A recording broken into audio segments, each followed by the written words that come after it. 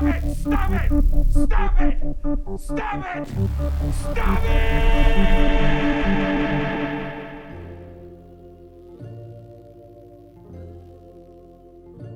Some have said that Rob Zombie is the greatest horror movie director never to make a great movie. Yes, Zombie has a gift for horrifically beautiful compositions and a feel for atmosphere and character.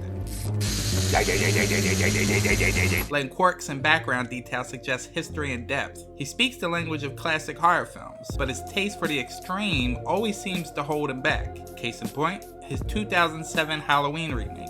I'm not listening! With 2002's Halloween Resurrection, the once beloved franchise found itself in a rut. It appeared that having Busta Rhymes spin kick Michael Myers in the face wasn't the iconic movie moment some people thought it would be. So a few years later, the series latched onto the latest horror trend. Sadly, the trend at the time was driven by platinum dunes and involved heinously awful plastic remakes of classics, or otherwise, of the genre. We had the Texas Chainsaw Massacre, Willard, the Stepford Wives, Amityville Horror, The Fog, Black Christmas, The Wicker Man, The Omen, Prom Night, Friday the 13th, this monstrosity, and many others. What this dismal list of films have in common, aside from the fact that a significant number of them were date-based slashers spawned by the original Halloween, is that most of them not only missed the point of the originals, but managed to be shiny, polished, but ultimately boring entries of their respective series. Aside from the Texas Chainsaw remake, which doesn't hold a candle to the original, but it is still pretty awesome. When it was announced that rock star turned filmmaker Rob Zombie would be behind Michael's new incarnation, even those who are vehemently opposed to the idea of a remake had to admit to at least a little curiosity. Zombie's House of a Thousand Corpses and The Devil's Rejects were nothing like Carpenter's seminal 1978 movie. If nothing else, Rob Zombie's Halloween promised to be different. Hi, this is USA Today's Will Keck, and Halloween's come a bit early this year. We're going to meet Rob Zombie, who's directed the all-new Halloween film.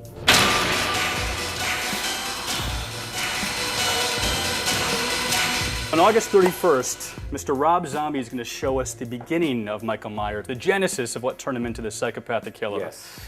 Is there something you can relate to in terms of a young boy who was tortured, felt like an outsider, felt different from other kids? Everything in the movie with young Michael Myers, I mean, is drawn from, unfortunately, from different experiences that I've had. I'm sure a lot of people have had, and that's why the scenes with young Michael being tortured by other kids in school, and it may seem harsh, the things they're saying, but that's what it's like.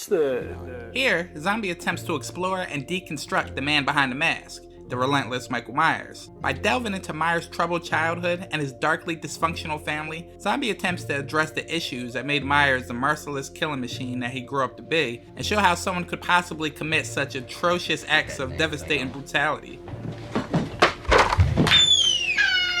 In his career as a filmmaker thus far, Zombie has always proved adept at presenting dark, twisted characters and offering brief glimpses into what makes them tick. He demonstrates a sort of understanding with those who exist outside of polite society, ostracized from normality and enscotched in freakishly Carvel-esque lifestyles. Serial killers, outsiders, and freaks are his joie de vivre, and often form the most interesting aspects of his work. Presenting the ruthless redneck killers featured in House of a Thousand Corpses as a protagonist in its follow-up, The Devil's Rejects, was a daring move, and few directors could have pulled off such a feat. What's the matter, kid? Don't you like clowns? It came as no surprise then when he announced his intention to remake Halloween and explore the childhood of its antagonist, Michael Myers. Villains have always been the more fleshed out characters in Zombie's films. He shows more of an interest in them than his bland, thinly drawn heroes. This aspect of probing Myers' fractured mindset and background is the basis of his remake, and perhaps his most original and compelling segment before it eventually descends into extreme violence and tensionless bloodletting. What is that? I hope you're not squeamish, Mrs. Myers. Taking the series back to its roots and then chopping the roots out, Halloween opens in the Myers household. However, instead of being a nice middle-class family, they're now the worst type of trailer trash scum. The most horrifying thing you've ever seen in your life? I've seen a bunch of stuff that was pretty good. I think the first horrible thing I remember seeing as a kid is we were working at this carnival. My parents used to work at these carnivals when I was a kid. I was standing there talking to this one guy I knew who worked, like, ran the tilt-a-whirl or something. And a guy ran up and hit him in the head with a hammer, the back of a hammer, and knocked his head wide open. and it was just like exploded with blood, and he just like dropped. The sick part about it is it didn't really bother me that much. A relentlessly grungy and grimy aesthetic depicting the Myers residence and lifestyle informs the film. Interiors are cluttered with all manner of soiled bric-a-brac, and later on, when the film unspools as an extended chase scene, this clutter and structural disintegration works to create a sweaty claustrophobia, enhancing the stifling grim tone and driving home the sadistic violence. Now, 3 people brutally murdered and a 10-year-old boy, Michael Myers, being held in custody. The film is constructed around a lengthy prologue in which Myers' childhood, the murder of his family, and his subsequent incarceration and counseling with Dr. Loomis is played out. When Michael escapes and Zombie returns the story to the familiar, cozy suburban landscape of Haddonfield and begins segueing Carpenter's original story of a killer stalking teenagers into the mix, the second act feels very rushed. There is no build up to anything. Lori, watch. Is the boogeyman real? Why are you so obsessed with the boogeyman, Tommy? While the original film focused mainly on Jamie Lee Curtis's character, Laurie Strode, and her ordeal throughout the movie, Zombie's take is, as previously stated, very much all about the killer instead. Far more time is spent on Michael Myers, his violent upbringing, his time at the asylum as he grew up there, his loving mother's desperate attempts to get through to him and cure him from his psychosis, and his eventual escape years later as a young adult. Rather than going down a look at what's happening to this poor young girl route, the message of Zombies Halloween is more, look at what this young boy has become. I'm gonna get out of here! Just let me out! Dismal! This shift of focus isn't the only difference between the remake and original, however. Zombie's version is also far more shocking and visceral, whereas the few killings in the original film are very pristine, swift, and to the point. When Myers attacks his victims in the remake, it makes for extremely unsettling viewing. Please. Don't hurt me.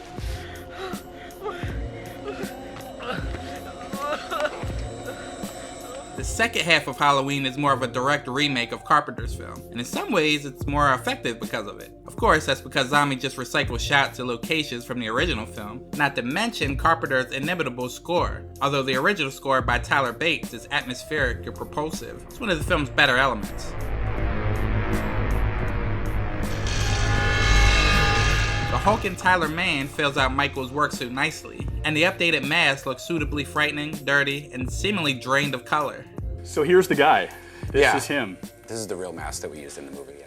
Very similar to the original Michael Myers look. I wanted it to be, make it as exact as you can to the first movie. How did you choose the actor that would fill the mask? I always knew who I wanted. I always wanted Tyler Mane, who played Rufus in The Devil's Rejects. I always knew he'd be perfect. Well, I heard he's actually 6'4". It's pretty... No, he's much bigger than that.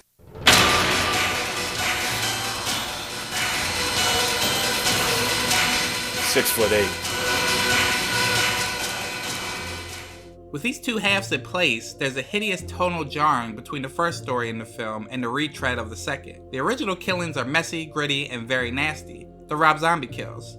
However, the killings in the Haddonfield sequence are comparatively clean and much closer to the stylized killings of Carpenter's original. Hello. Can you talk a minute? Hi, I'm Michael Myers. Okay, that's fine. That's good. Okay, we're on. With the structural issues apparent, along with the lack of interest in storytelling throughout, perhaps more emphasis should have been placed on young Michael's incarceration at Smith's Grove, where he receives treatment from his doctor. It's rushed, but it's really here that the film shines brightest, and Zombie brings some new ideas to the table. This version of Loomis isn't as trustworthy as Donald Pleasance's version from the original, and that's interesting. Sometimes it seems he only has his own self-interest at heart, and not the lives of the Myers family or Michael. The care that Michael receives is substandard. Loomis does as little as possible to help the boy. Michael could have been a lost cause, but his resentment of Loomis and his growing disconnect from humanity should have been more of a focus. Instead, it's only wasted potential. Look, all you guys had to do was to play zookeeper. You know, just keep the monkey house locked until the monkey died of old age. How difficult is that?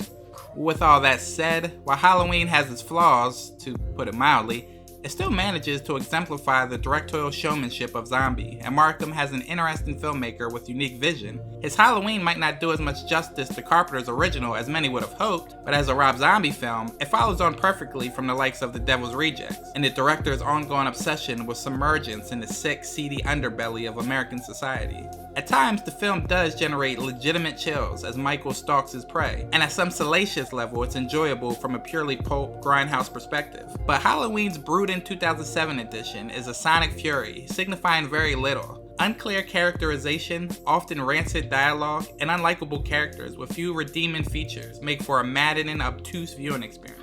Guess what, Mom? Mr. Nichols touched me the wrong way. Oh, Mom! Cue Laurie Strode's introduction, where she jokes with her parents about being violated by a teacher, all while finger banging a bagel. A subset of the characters are redneck caricatures, and these types of lines coming out of them feel very forced and purposely edgy. This stylized character speak may have worked in Zombie's previous works, but here it shows a lack of range.